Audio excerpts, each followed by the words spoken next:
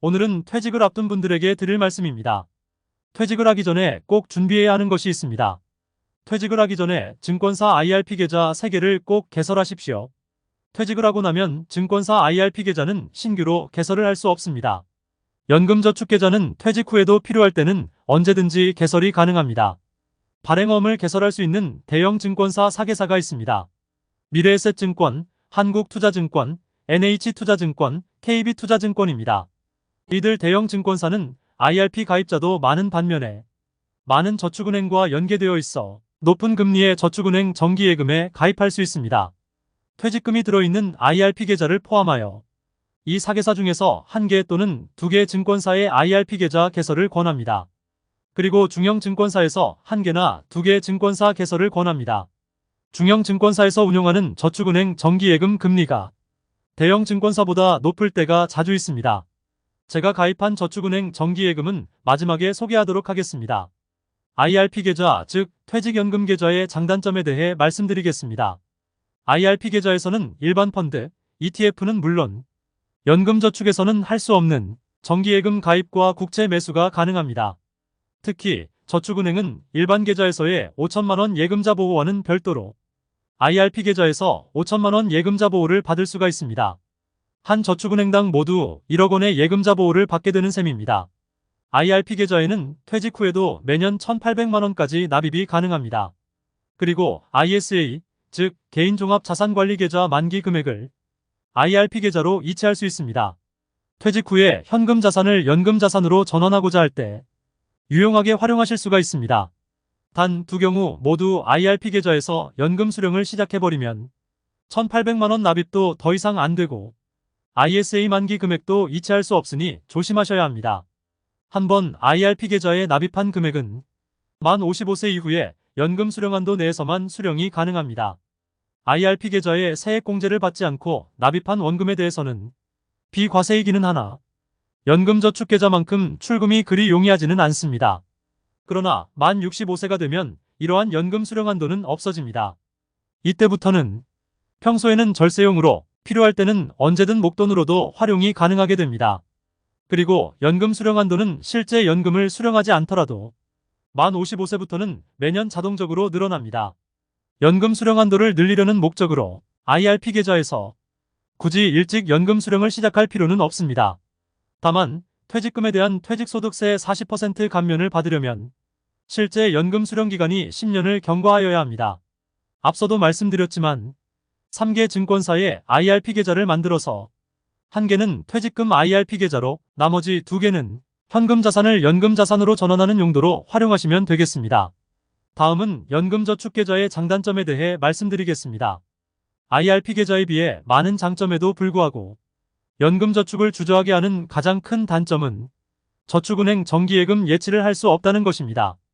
연금저축계좌는 퇴직 후에도 필요할 때는 언제든지 가입이 가능하므로 퇴직하기 전에 가입 여부를 미리 고민할 필요는 없습니다. 장점은 보시는 바와 같습니다. 참고하시기 바랍니다. IRP 계좌로 저축은행 정기예금을 운용하면 어떤 이점이 있는지 사례를 들어 설명해 드리겠습니다. 먼저 시중은행 정기예금과 저축은행 정기예금의 이자 수익률에 대해 알아보겠습니다. 시중은행 달리 4% 3년 만기 정기예금에 1억 원을 예치할 경우 세전 이자 수익은 1,200만 원, 세후는 1,015만 원입니다. 반면 저축은행 월 복리 4% 3년 만기 정기예금에 1억 원을 예치할 경우 세전 이자 수익은 1,272만 원, 세후는 1,076만 원입니다. 시중은행 달리 4% 3년 만기 정기예금보다 세전으로는 72만 원, 세후로는 61만 원이 많습니다. 시중은행 정기예금은 대부분 달리이고 저축은행 정기예금은 대부분 월복리입니다. 저축은행 월복리 4% 3년 만기 정기예금은 시중은행 달리로 계산하면 4.24%에 해당합니다. 다음은 현금으로 저축은행 운용시와 IRP 계좌에서 저축은행 운용시 세후 수익을 비교해 보겠습니다. 먼저 A케이스는 1억 원을 현금으로 저축은행에 예치하였을 때입니다. 다음으로 B케이스는 1억 원을 IRP 계좌로 납입한 후 저축은행에 예치하고 1,000만 원이 넘는 운용수익을 연 1,200만원 이하로 분할하여 수령할 때입니다. 마지막으로 C 케이스는 1억 원을 IRP 계좌로 납입한 후 저축은행에 예치하고 1,000만 원이 넘는 운용수익에 대해 연 1,200만 원을 초과하여 수령할 때입니다. 국민연금으로 연 1,200만 원을 수령한다고 가정하겠습니다. 1억 원을 현금으로 저축은행에 예치하고 만기가 되었을 때 발생한 이자소득 1,272만 원은 2,000만 원 이하이므로 15.4% 분리과세로 원천 징수되고 종결됩니다. 국민연금 연 1,200만 원은 종합소득세 신고하는 다른 소득이 없으므로 연금소득세 적용 기준에 따라 세율 적용되어 연금 수령 시에 연금소득세를 원천 징수하고 종결됩니다. 이 경우 부담된 소득세는 분리과세된 이자소득세를 합하여 모두 218만 원입니다. 그리고 현금으로 투자하여 발생한 수익이 1년에 1,000만 원을 넘어가면 건강보험료 7.09%와 건강보험료의 12.81%의 장기요양보험료를 부담합니다. 건강보험료와 장기요양보험료를 합칠 경우 7.9982%에 해당합니다. 국민연금 수령 시에도 수령금액의 50%에 대해 건강보험료와 장기요양보험료를 부담합니다. 국민연금으로 연 1,200만 원을 수령하고 1억 원을 현금으로 저축은행에 예치하고 만기가 되었을 때 소득세와 건강보험료로 모두 368만 원을 부담하게 됩니다. 다음으로 1억 원을 IRP 계좌로 납입한 후 저축은행에 예치하고 1,000만 원이 넘는 운용수익을 연 1,200만 원 이하로 분할하여 수령할 때를 보겠습니다. 이 경우 소득세와 건강보험료로 모두 140만 원을 부담하게 되며 현금 투자 시보다 228만 원 정도 적습니다. 마지막으로 1억 원을 IRP 계좌로 납입한 후 저축은행에 예치하고 1,000만 원이 넘는 운용수익에 대해 연 1,200만 원을 초과하여 수령할 때입니다. 이 경우 소득세와 건강보험료는 모두 163만 원입니다. 연 1,200만 원 이하로 분할하여 수령할 때보다는 많지만 현금 투자 시보다 205만 원 정도 적습니다. IRP 계좌에서 저축은행 정기예금 예치 시에는 15.4%인 이자소득세와 5.5%인 연금소득세의 분리과세 차이인 9.9%만큼의 추가 수익이 발생하고 1,000만 원을 초과하는 이자 수익에 부과되는 건강보험료 부담도 회피할 수 있습니다.